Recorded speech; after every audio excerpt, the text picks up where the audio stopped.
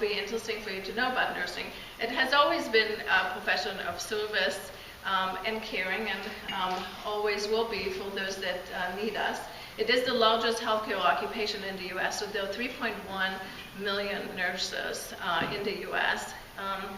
It is difficult. Nursing school is difficult, so I always tell our students in their new student orientation that what they come for is it's a difficult profession. It's going to be difficult to get through school, and if it was easy, we would have had 30 million nurses, but we do not. It's only 30.1.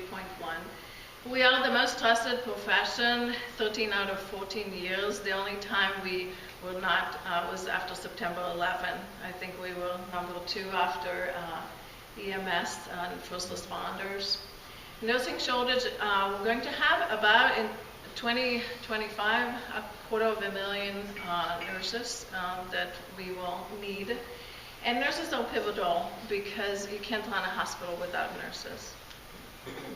So where we've been, very, very short, brief history. So nursing has been provided, nursing care has been provided by nuns, has been provided by midwives and wet nurses who were brought in to breastfeed babies.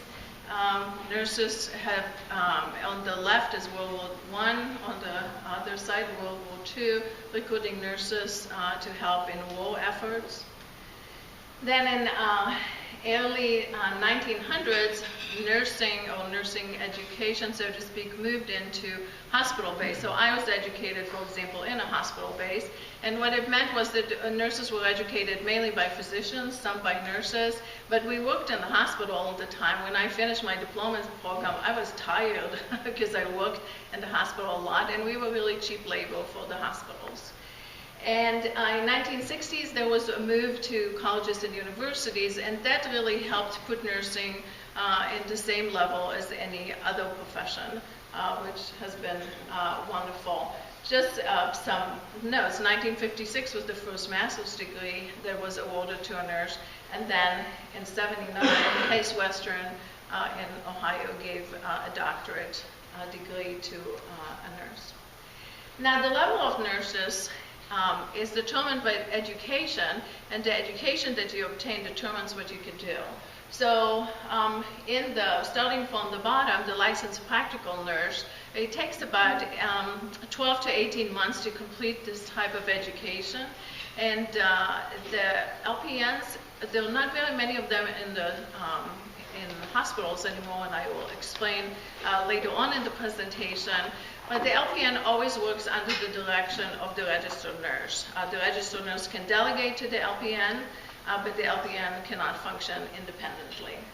Associate degree in nursing, short for ASN or ADN, those are typically 2 years program where the focus is on technical skills, and although they are hired by hospitals and other healthcare facilities and they find themselves in leadership positions, the intent is for them to be bedside nurses and not really in leadership positions.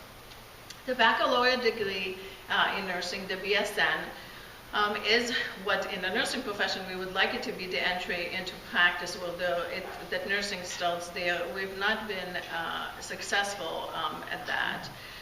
And the BSN, if you want to advance in nursing, you have to have a BSN.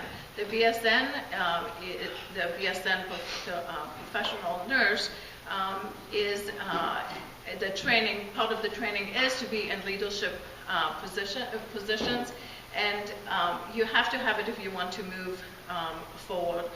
In the next level is the master's degree in nursing, which then that opens up the door for many other opportunities in nursing. According to Ohio Board of Nursing, if you want to teach nursing in Ohio, you have to have a master's degree. If you want to become a nurse practitioner, you have to have a master's degree as well. So the next level would be advanced practice nurse. You'll hear it as APRN, APN, or NP in the various specialties. There's a newer Doctor of Nursing Practice, the DNP, which is intended for nurses who are not interested in obtaining a PhD and are not really interested in academia, but they would like to have an advanced degree, so that is the Doctor of Nursing Practice, but they practice mainly in hospitals, but they could practice anywhere else in other settings. And the Doctor of Nursing, the same PhD, the same doctoral program that is awarded in any other profession, which is mainly, yeah, go ahead. There's all these different kinds of nurses, which is hard in your profession because, they're all called nurse. Right. But in your list there, where does the registered nurse fit in, and where does the physician's assistant fit in? Okay, good question. So the registered nurse, it's a really good question. I should lump those together. So the registered nurse is either an associate degree, a diploma, or a baccalaureate. So that is a good question. So that is a registered nurse. And the physician assistant, they really kind of don't fit under nursing. They are physicians.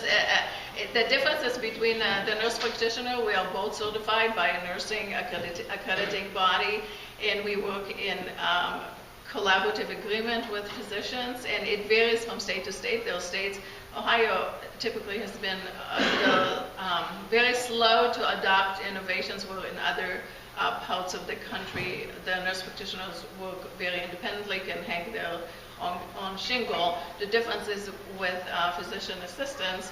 I know the physician called them physician extenders. Nurse practitioners don't really like that.